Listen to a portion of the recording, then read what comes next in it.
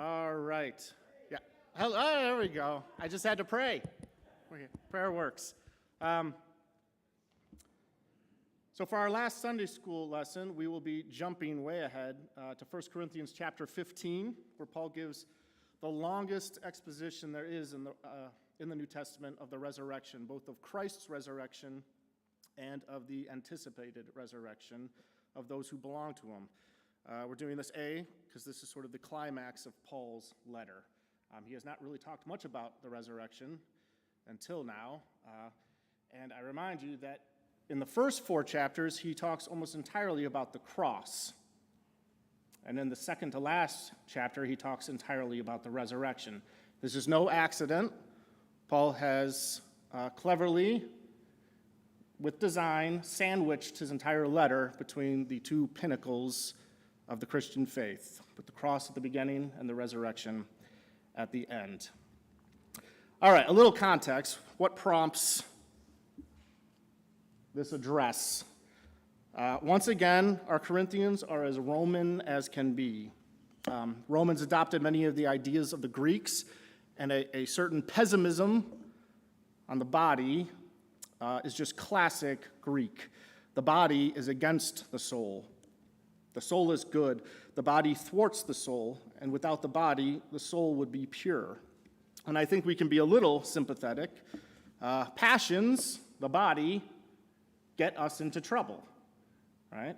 Hunger leads to riots and stealing. Lust leads to broken promises. Anger leads to violence. And the Greek solution was escape from the body, which followed death. A disembodied soul, untroubled by lust or anger or grief, that was the ideal. That was not the ideal of the Christian message. The Christian message was a new body. That was the solution. Now, I am not at all sure how these Corinthians incorporated the Christian message into their Greek heritage. I mean, up front and center in the gospel message is the resurrection, the bodily resurrection of Jesus. I mean, that almost is the gospel. To say I'm a Christian, but I doubt the resurrection is like saying I love democracy, I just don't believe in voting.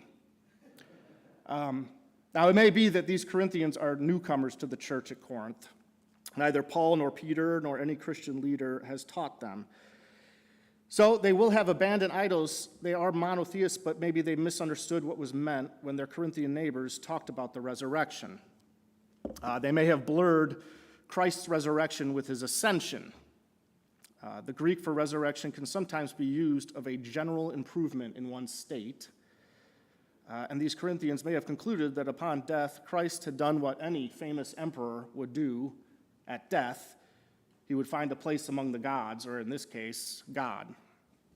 In other words, they may have thought by resurrection that Jesus' soul ascended, but he did not bodily resurrect. This is all speculation. We don't know. I'm just giving some educated guesses. On the other hand, they may have been fine with Christ's bodily resurrection, since his body did not rest long enough to suffer decay. What bothered them may have been the idea that bodies long reduced to bone or even less could be reanimated, right? So their problem is mainly with the general resurrection of the dead. I mean, does resurrection for them mean zombies? That may have been the grotesque idea that came to their minds when they heard the word resurrection. At any rate, in chapter 15, Paul sets out to correct some misunderstandings. We cannot tackle the whole chapter.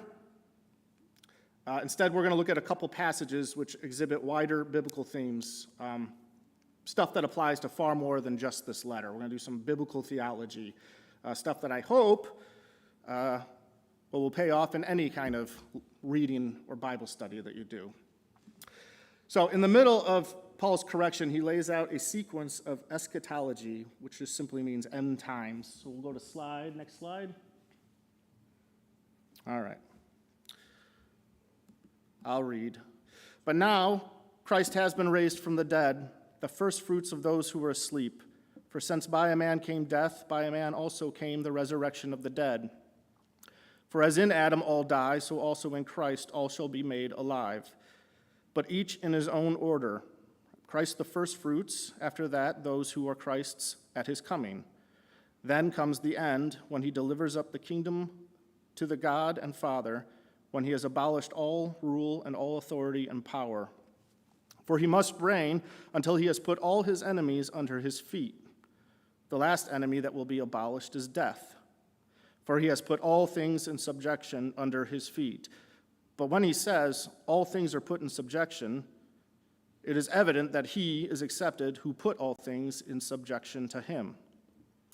And when all things are subjected to him, then the Son himself also will be subjected to the one who subjected all things to him, that God may be all in all.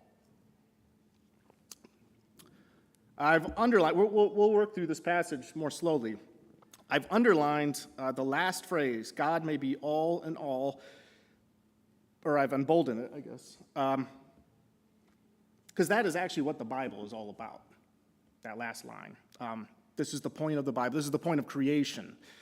We would be forgiven for thinking that the story of the Bible is about sin and how God has graciously dealt with it through Christ. But that is more of a subplot under the grand meta-narrative, God all in all, communion with God.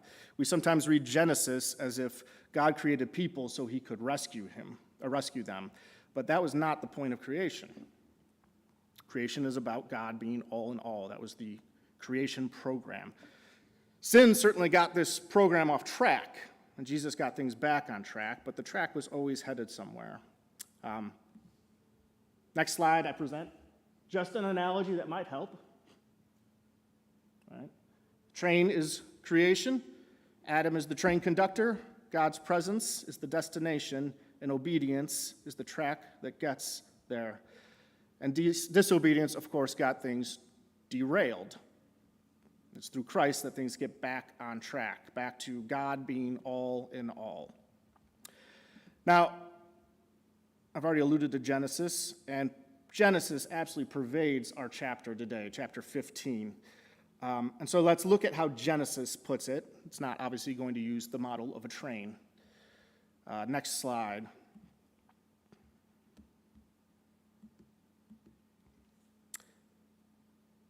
Any ancient reader reading or hearing this would recognize the model being used. The million-dollar words are regent and vice-regent.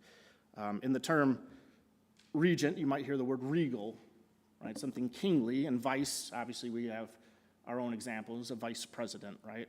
So it would be a vice king. Any ancient reader would have identified Adam and Eve as vice regents and God as a regent. These were typical offices of the ancient period, right? The regent is a great king, an emperor. Vice regents are lesser kings who were commissioned by the great king to represent him. In the first century, Caesar Augustus might be considered a regent, and Herod the Great might be considered a vice regent. As lesser kings, Adam and Eve are to imitate the great king, God, by continuing the process of subduing the earth, to do on a small scale what God has done on a grander scale, and to do it in the name of God. I mean, God cast aside darkness and the chaotic waters, populated creation. And so when Adam and Eve are commanded to subdue the earth, well, the implication is that the earth required subduing. They were to join in this process. By subduing it as images of God, they bring glory to God, right? They're kind of like replicas of God. They are also to fill the earth. That is, they are to produce more images of God. And wherever God's image is, there is glory. Populating the earth is a means of bringing about God's presence, God being all in all. In the next chapter of Genesis, a new category or a new office is used. Let's go to the next slide, if I can find my own. Where am I? There we go. In chapter 2, Adam is presented as a kind of priest, someone who maintains a temple where God's presence resides. Last week, we taught down below, I believe, right? And so I planned my lesson for down below. So I don't have a board. So you're just going to have to trust me when I say that I'm going to present the thesis that when Genesis 2 describes the world, it's described as a temple, namely as Israel's temple. It is divided into 3 parts. You have, I don't know which direction I should be going with you. You have Eden. A river flows out of Eden into the Garden of Eden. And from there, it breaks off into the rest of the world, 3 parts. In the temple, Israel's temple, there were 3 parts. The holy place and the Holy of Holies are probably the most important, right? That is where heaven and earth touch. It's more impressive on a board, but Adam is placed in a garden. The garden is thus equivalent to the holy place, and Adam is to cultivate and keep this garden, this sacred space. These are the Hebrew terms used of the priest's task in the temple. In other words, the Hebrew author here is thus playing around with 2 motifs, that of literal gardening and of worshiping in God's temple. It was the priest's job to maintain the temple and protect it from anything that might defile it. That lends a little color, too, to our narrative, because what is about to slither in? But enough of that. I would like to propose something that lends itself to our theme of God being all in all. Adam and Eve had tasks to maintain the garden, protect the garden, and to make babies, other images of God. Now, what happens when a new couple keeps having babies? Things get crowded, right? You either have to move out or build an addition, like my folks did, all right? How big is this garden? Like, at what point does it get a little crowded? Is it possible that Adam's vocation was not merely to maintain the garden, but to extend it, to grow it? God's presence, sacred space, expanding, God being all in all. This is even before sin has entered the picture. There's already a narrative, right, in Genesis. Now, whether you're not convinced by that, if it's too subtle, at any rate, the theme of God's presence expanding is a dominant theme in the Old Testament. Ezekiel is writing after the destruction of Solomon's temple. Israel has been put into exile. The question is there hope for God's people? Will God return? He has a vision of a temple, right? The answer is yes. God is going to return to his temple. The problem with that temple is it is completely impracticable. It's enormous. It would not fit in Jerusalem. Jerusalem would fit in Ezekiel's temple. All right? The theme here is God's presence expanding. Not only will God return to his people, he will return in unprecedented ways. Book of Revelation, which also relies heavily on Ezekiel, John writes about the new heavens and the new earth. The new heaven descends upon the new earth and encompasses it. It is described as a Jerusalem. And when you look at the dimensions of this Jerusalem, they are peculiarly similar to the Holy of Holies. God all in all, that is the final vision.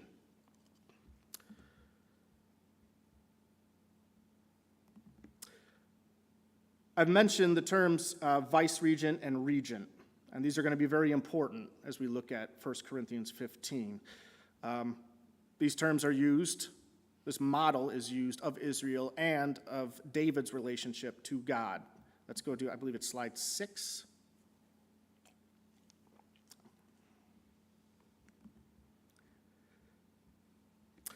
The Lord says to my Lord, sit at my right hand until I make your enemies a footstool for your feet.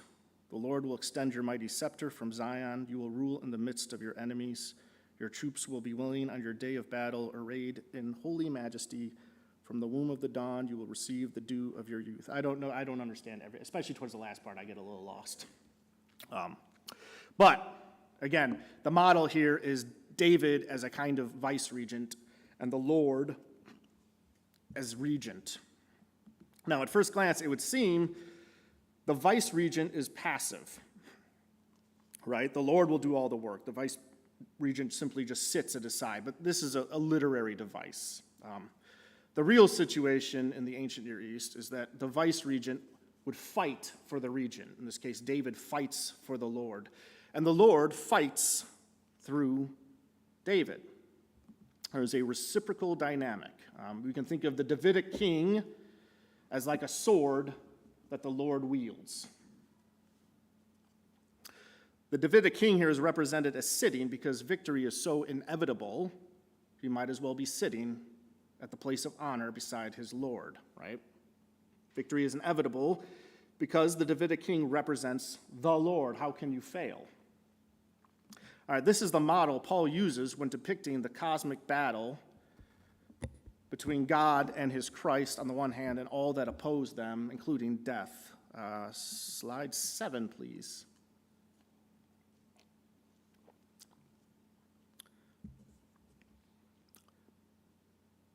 All right, I've supplied the pronouns because the pronouns are very, very ambiguous. There's a lot of just he's, and you wonder who is doing what with whom. But because Psalm 110, which we just looked at, is clearly guiding Paul's theology, we can provide some clarity, and the sequence and roles seem to be this.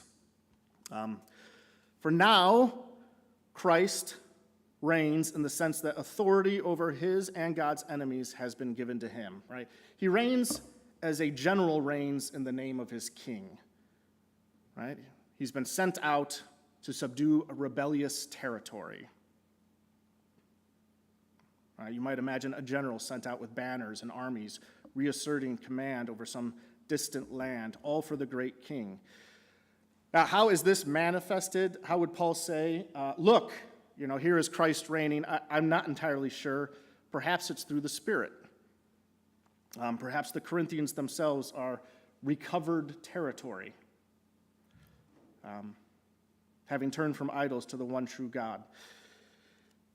The last enemy, slide 8, is death. Right?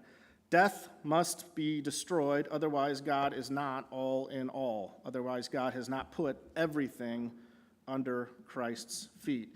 And of course, death is destroyed how? Through the general resurrection. Death was already given a mortal wound on Easter, but he, I don't know, it's personified, will be put down permanently when he can no longer touch God's people. All right, next slide. This is the one that gets people a little uncomfortable, and it has troubled the church for centuries and centuries. Now, when it says, verse 27, when it says that everything has been put under him, it is clear that this does not include God himself, who put everything under Christ. When he has done this, then the Son himself will be made subject to him who put everything under him, so that God may be all in all. We don't often like to talk about the Son being subject. It makes it seem like he is lesser or inferior. I only remind you that the New Testament is rarely preoccupied with the idea of God, Jesus, before the incarnation. I guess I shouldn't say Jesus. We'll say the Son, right? The second person of the Trinity. The longest we have of it is in John's gospel, in his prologue. And no sooner does he say the Word was with God and the Word was God, does he start talking about, and the Word became flesh, right? That's the part that interests the New Testament writers for the most part. It's when the Son took on the mantle, the vocation of Adam, right? That's the story of the incarnation. And so, of course, this new Adam needs to subject himself to God. When a general puts down a rebellious territory in the name of the emperor, it is expected that the general will yield to the emperor that pacified territory, right? A sword must return to its sheath. The general is sent out with banners bearing the name of the emperor. His army ultimately belongs to the emperor. The general subdues the rebels. But if the general does not return with the keys, so to speak, of the newly acquired kingdom, then the circle is not complete. The general is then a usurper. Christ would not be a new Adam in this case, and God would not be all in all. Thus, Christ does not hold for himself dominion. He gives it back to God. Right? Christ is sent out to return to the Father. A little bit of biblical theology. This is all biblical theology, not just a little. This pattern of sending and returning is essential, okay, to New Testament theology. And once again, I'm going to have to not rely on a board. Slide 10. This is still in 1 Corinthians chapter 8, which we did not ever get to. Here, Paul is combating polytheism through monotheistic creation. Okay? And yet for us there is but one God, the Father, from whom all things came and for whom we live, and there is but one Lord Jesus Christ, through whom all things came and through whom we live. There is a dynamic here. All right, let's see how I can do this. So we have God, right? And he creates all things, right? Through Christ. Christ is the agent of creation, okay?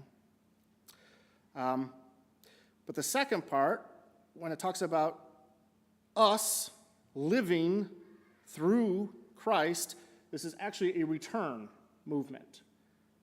God creates all things through Christ. We live for God, right? For whom we live. And we are reborn, we are made to live for him on the way back. You see that?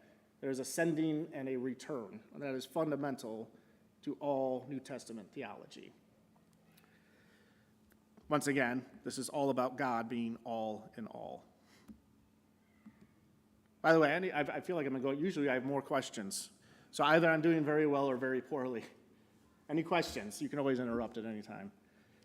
By the way, a little appreciation for Jeff, because I am sweating like crazy. I don't know how he does it for like 45 minutes straight. Pacing back and forth, too, as we all know he does.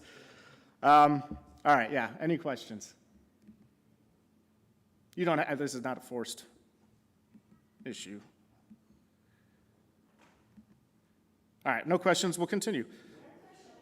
Oh, all right. What was all in all translated from, like, the original Greek?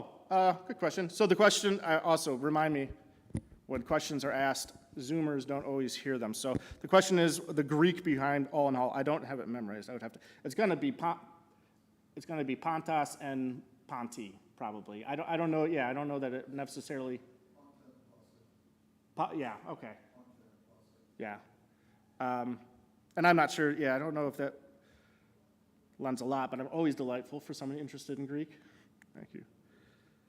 All right, slide 11, I believe, is what we're on.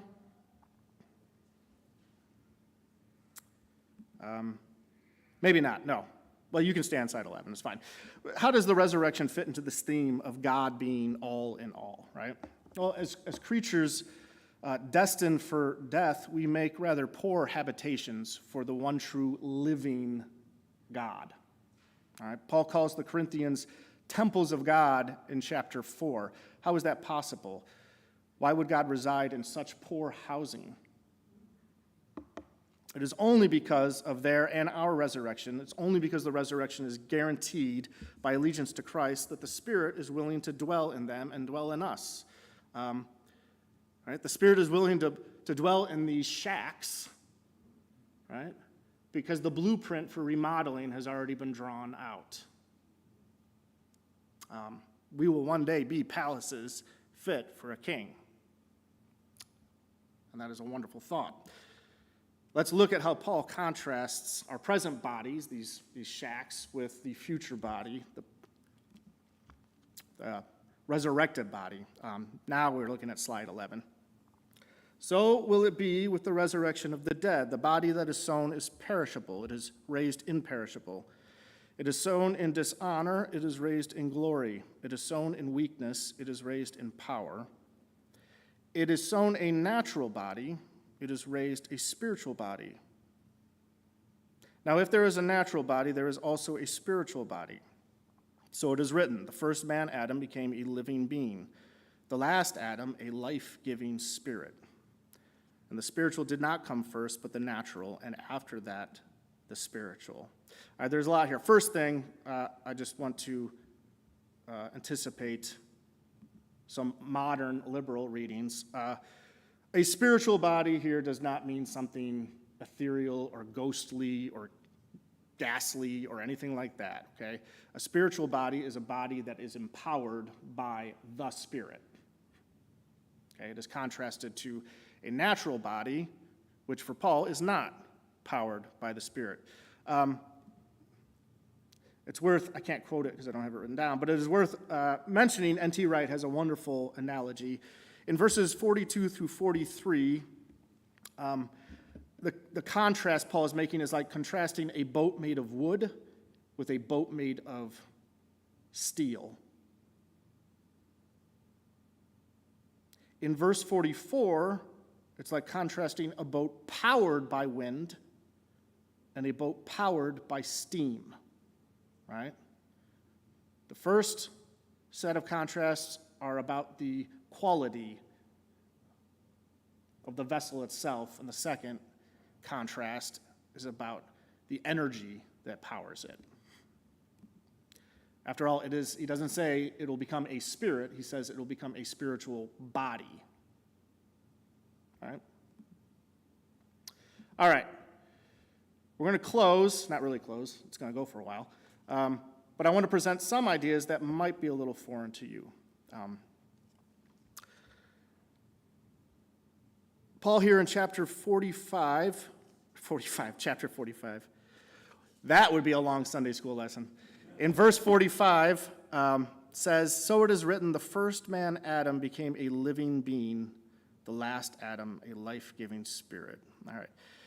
The first quote is from Genesis. It's actually rather a loose quote, but he's certainly alluding to Genesis. Now, when did that happen? Adam. When did Adam become a living being? Was that before the fall or after the fall? This is not a trick question. In fact, it's so easy it's rhetorical. Before the fall. He's talking about Adam becoming a living being, and that happened in Genesis 2. The fall happens in Genesis 3. It's almost as if he's saying that something about Adam was incomplete, even prior to his disobedience, right? Adam is made a natural being, a being that is dishonorable, perishable, has all those, we would call it negative qualities. Right? It's like something is missing there, and it doesn't have to do with sin. All right, you see it? Paul implies that Adam's natural body itself requires a spiritual body to come. All right, that is that Adam is in some sense incomplete, even prior to his disobedience. Is this justifiable? Right? Is this justifiable in Genesis, or has Paul artificially imposed this on Genesis? I don't think so. I don't think he has artificially imposed this. I think a note of something incomplete in Genesis is already there. We've already seen that creation itself was in some sense incomplete. Again, Adam and Eve are commanded to subdue the earth. That means the earth required subduing, right? We talked about how the earth was populated by God, but not fully populated, right? They're told to fill the earth with more images of themselves to bring God glory. And if you buy my thesis that the garden was meant to expand, there too. What about Adam, though? That's mainly about the world. Was there something incomplete in Adam and Eve? I think so. I mean, the most obvious feature, let's see if I have a slide for this. The most obvious feature for us is that other tree, right? We all know about the famous tree, the tree of the knowledge of good and evil, but there was the tree of life also, right? Which they had not eaten from. You know, it's ironic. I don't know if you ever noticed this. It's ironic, but so Adam and Eve are told they can eat from any tree except for one, right? Any tree. Well, would that include the tree of life? They're not denied the tree of life until after disobedience, until after they are cast out. And the tragic irony is the one tree that they're recorded of eating from is the one tree they're told not to. Right? I don't know if the author is screaming out, why didn't you eat from the other tree? I don't know. At any rate, clearly something is missing. The tree of life, right? Now here's the one part that might be a little new to you. There's another thing that I think suggests incompleteness. Slide 13.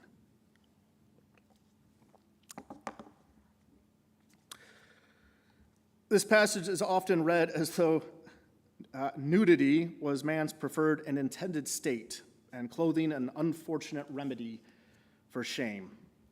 I am very, very doubtful of that. I cannot imagine an ancient reader hearing that, reading that, and thinking, oh, those were the glory days when we just sat around in the buck eating fruit. No, all right? Clothing is associated with honor, with dignity, okay? I highly doubt that the garden was supposed to, I don't know, a primordial nudist colony. It's very unlikely. Let's look at how clothing is used in the Old Testament. You know, I have to get some water.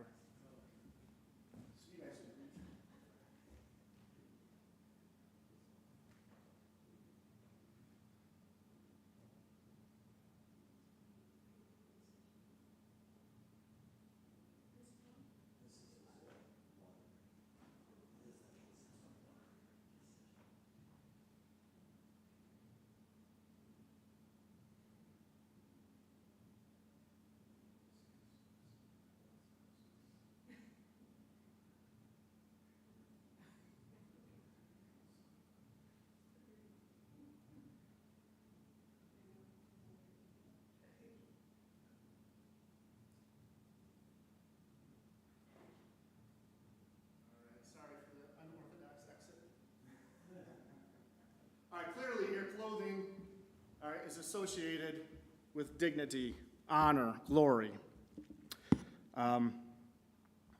Clothing and inheritance were often associated in ancient minds. There's an ancient law code, Hittite, I believe, it doesn't really matter, but it lays down the procedure for a son who wishes to be disinherited from his father, right? He no longer wishes to be answerable to the patriarch. The symbolic gesture for this, he is to take his coat and hang it up at the door as he exits. All right, he is disinheriting himself. Joseph, right, of the Technicolor Dreamcoat fame, Joseph is given a coat, right, and it ticks all his brothers off. I don't know what Jacob meant by giving Joseph this new coat, but his brothers perceived a threat to their status. This would not be like, oh, Joseph always gets the cool toys at Christmas, okay? The gesture would be more like, Jacob just renamed the family shop from Jacob and Sons to Jacob and Joseph and his brothers. Right? You can see why they're ticked off. It's not just about a coat. They perceive some sort of slight or even threat to their status, right? What's one of the first things the father does for the prodigal? He clothes him, puts on a robe. He is re-inheriting the prodigal, right?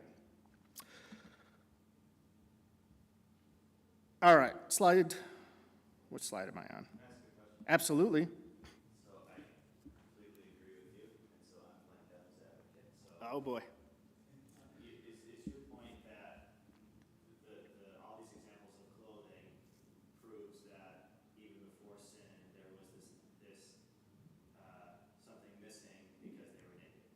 Yes.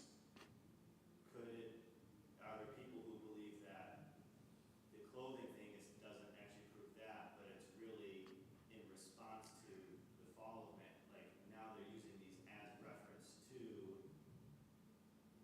as an example of that they needed clothes. So now they're like using these they use the clothing language when they write. I'm not sure that, I'm not sure that I understand. So if the question is clothing, so it sounds like what you're advocating for as the devil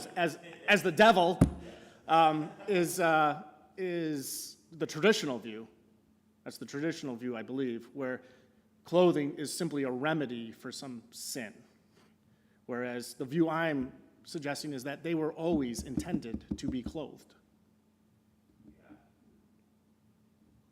That's what makes, we could talk maybe at the end. I still have quite a bit, but no, I appreciate the question. Right, I mean maybe this helps. Surely it's good to feel no shame, right? Shame only came after disobedience, right? Surely that's good, right? Yes, absolutely. What else is naked and feels no shame? Right? Children. Children are naked and feel no shame. Now, I'm not suggesting that we should picture Adam and Eve as 1-year-olds, although an ancient reader would picture them as much younger than we would normally expect, right? But an atmosphere of naivete, of simplicity, of vulnerability, I think is conveyed by this description. Naked. When Joseph accuses, back to Joseph in the dreamcoat, when Joseph accuses his brothers of entering Egypt as spies, he says, do I have a slide of this? Sorry, one second. Yeah, slide 16.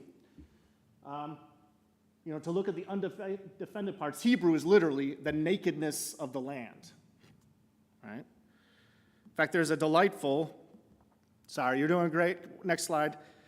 There's a delightful little wordplay in the Hebrew here of Genesis. The man and his wife were both naked, and the serpent was crafty. Now, naked and crafty don't sound anything alike, but the Hebrew is the man and his wife were both arom, and the serpent was arum. Right? There's a wordplay there. In English, we might use some alliteration and say Adam and his wife were simple and the serpent was sly. Right? The literary device there is very playful, and he's saying that the serpent perceives something to exploit in Adam and Eve, and exploit it he does, right? And this is what makes their attempt to clothe themselves so tragically ironic, right? They were intended to be clothed, but they were not intended to clothe themselves. The story of Genesis in my reading then becomes like a story of kids determined to grow up a little too fast. And this also makes God's gesture at the end, when he clothes them, a gesture of grace. He has not disinherited them. The story continues, right? All right, now I've been doing Genesis for, this is supposed to be about 1 Corinthians chapter 15, and we're gonna come to a close here. But I want us to look at the language that Paul uses when he talks about the resurrection. Slide 19.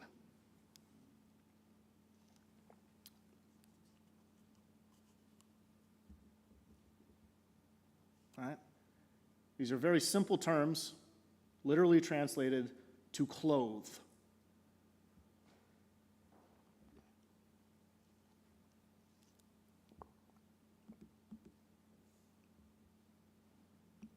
Slide 20.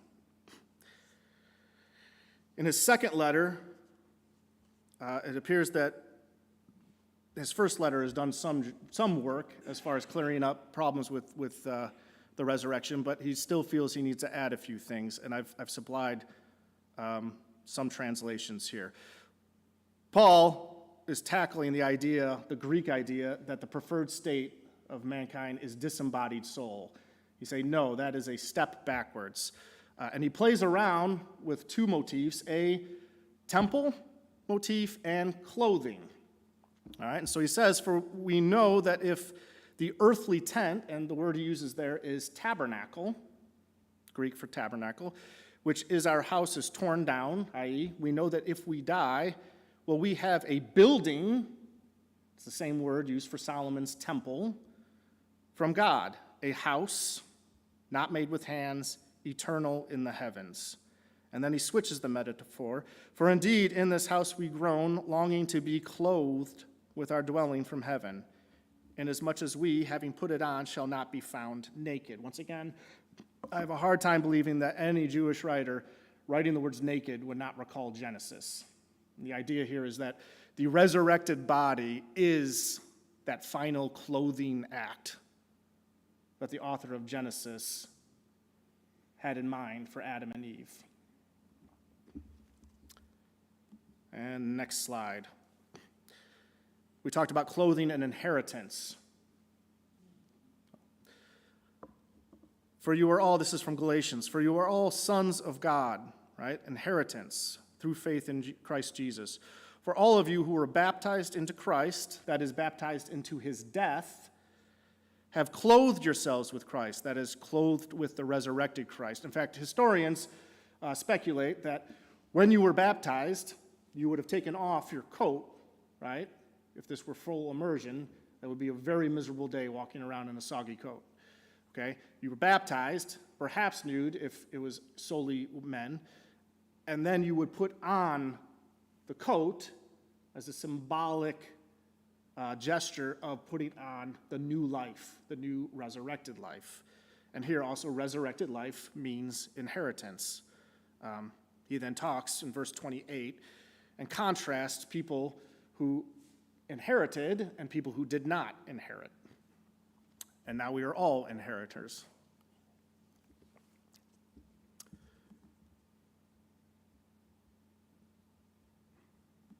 All right, clothing and inheritance, resurrection. I end with just some thoughts on our resurrection, especially as it relates to worship. Jeff mentioned joy in his sermon, and now I'm sweating because I'm about to quote C.S. Lewis in front of a scholar. But C.S. Lewis describes joy as a kind of longing that you long for.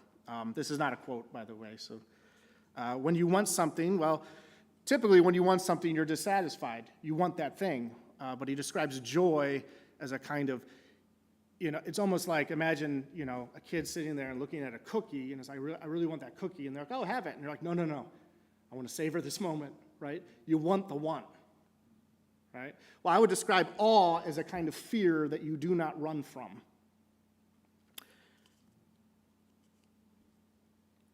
When it comes upon us, we would do anything to keep it, right? And when it flees, we would do anything to have it back. And it comes to us through various channels, a powerful sermon, a powerful song, a beautiful landscape, right? And however it comes, though, this holy fear is so intoxicating, so overwhelming that I dare say even the most Swedish of Swedes would get Pentecostal for a moment, right? Perhaps even raise your hands. Right? I'm exploiting an old stereotype. But the point is that it's a brief moment, right? That's the rub. No sooner than we feel it, it's gone. It never lasts more than a song. And it must be, right? I mean, our bodies, as they are incapable of maintaining that kind of divine energy. It'd be like trying to capture a hurricane in the sailboat of a two-person dinghy, right? Our bodies are not meant for that, and so we're only given these brief moments. But what will it be like when we are refashioned? And we will worship unceasingly, when awe will be the dominant, not the fleeting emotion. Well, it's a rhetorical question because none of us know, but that is the Christian hope, right? All right, good place to end on. Any questions from anybody not playing the devil's advocate? Otherwise, if somebody could close us in prayer.